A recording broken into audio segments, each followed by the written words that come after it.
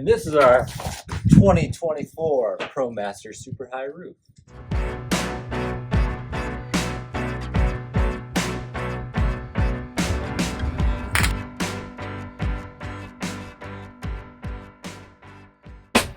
So today we're going to be installing the Flatline Van Company Platform Bed.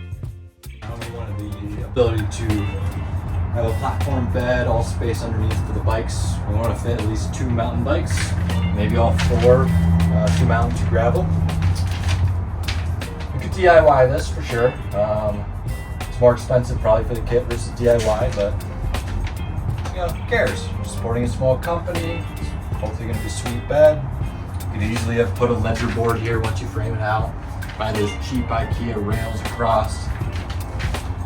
But I like the bed, I like how it looked, I like how high I could get the bed. So I hope it works out. But for someone that wants to DIY it for a much cheaper, reasonable amount, you could probably do it. So this is not the video for you, but I don't know, maybe it'll entice you to buy this bed. The bed arrives in a kit, and I'm just taking the rails here and lining them up as I pre-measured before the kit arrived. If you've been following along up until now, you know that I fuck up often, so I'm going to take a moment here and reread the instructions just in case.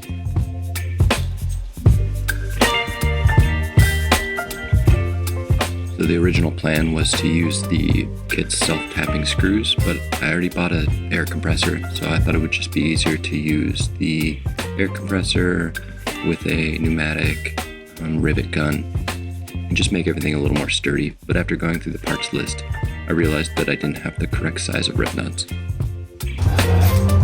Dropping nuts everywhere, you know?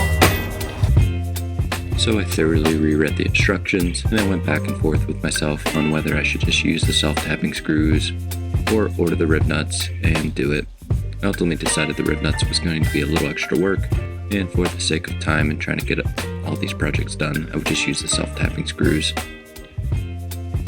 If for some reason I needed to make it a little more sturdy down the road, I could always convert it to Rivnuts. And so I read. And I read. This is me reading the instructions, by the way, which I fucked up in the past by not reading all the way through. So, for the record. And I contemplated some more.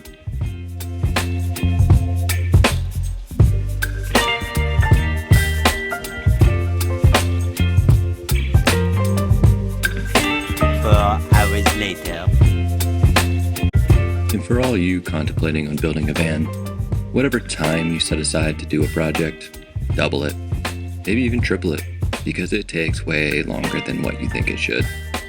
For whatever reason, maybe it's just me, maybe it's all the fuck-ups, maybe it's because I can't read instructions, but one 4-hour project turns to a whole weekend, and it sets your whole schedule behind. I measured everything 3 or 4 times just to make sure that I had everything lined up and ready to go. And I reread the instructions again because there was a note that it should be 50 on center. I wasn't originally going to do this, but I'm glad I ended up doing it because I wasn't sure where this left piece was supposed to be placed, on the inside or the outside of the line. So I lined up each vertical rail against the mark, and then I made another mark of the center point of the rail where the screw will be inserted. For the left rail, I marked the front point on center and the back point on center so I could measure the center point and see which one was correct. And this current position was actually the correct position to have it on center.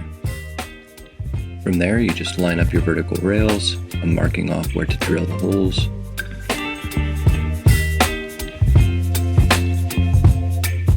And drilling a very small pilot hole with the self-tapping screws.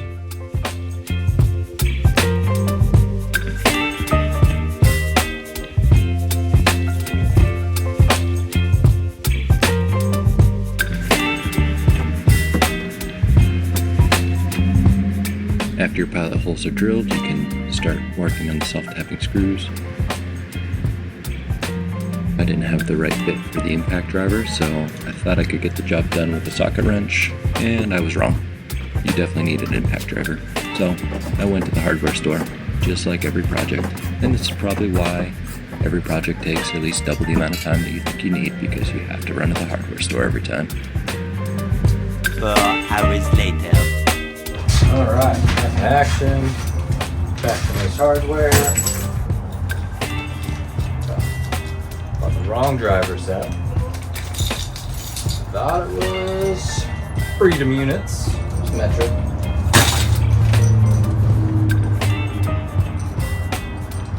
Installation says 1 hour on these sessions. We're going on 2 tonight. Haven't even done anything yet, so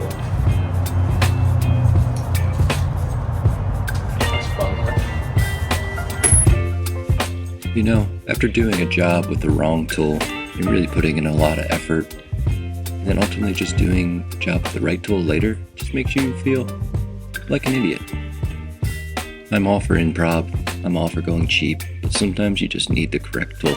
So do your due diligence and buy the right tool. This video is already going on 7 minutes, and we finally have our first rail installed. This install is going so smoothly. But you know, that thing ain't going anywhere. After you get the first rail installed, it's just a matter of lather, rinse, and repeat. Mark your pilot holes, drill your pilot holes, line up the rail, and use your impact driver to set the self-tapping screws.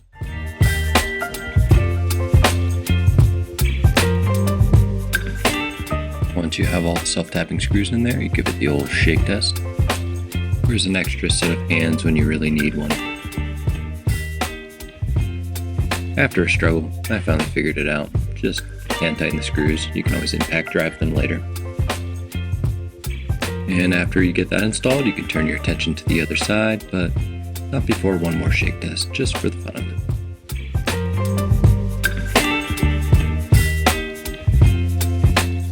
Here you'll see me double checking and triple checking all my measurements. Since I already know that I need to measure it on center, I'm making those points just to double check that I have the rails lined up appropriately.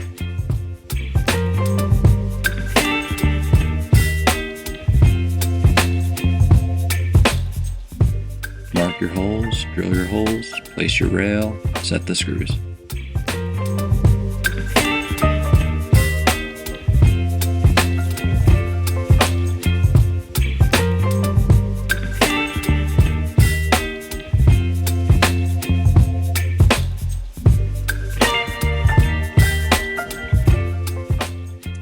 You can't do too many shake tests. And by the 4th rail, it really looks like I know what I'm doing.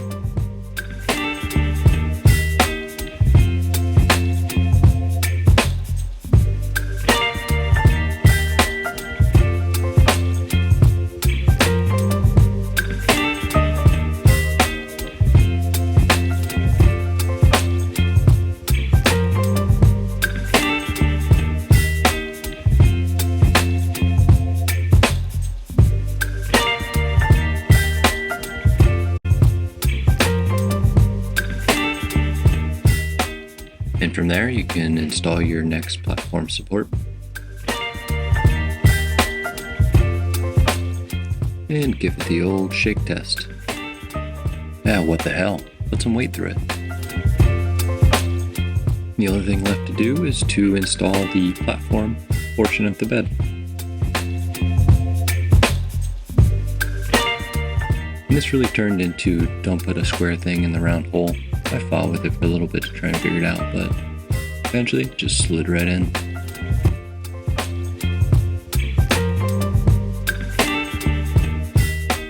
That second one though, put up a little more fight, but I got it.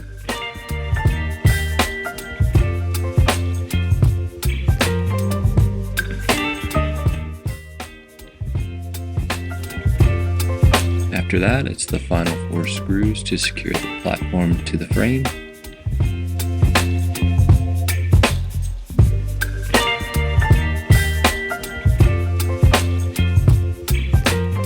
One final shake test, and I'll even put some weight through it.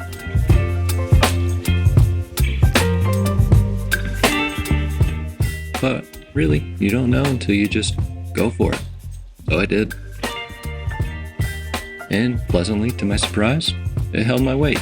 So hopefully it holds the weight of 2. It seems sturdy. Seems like it's rated for all activities, really.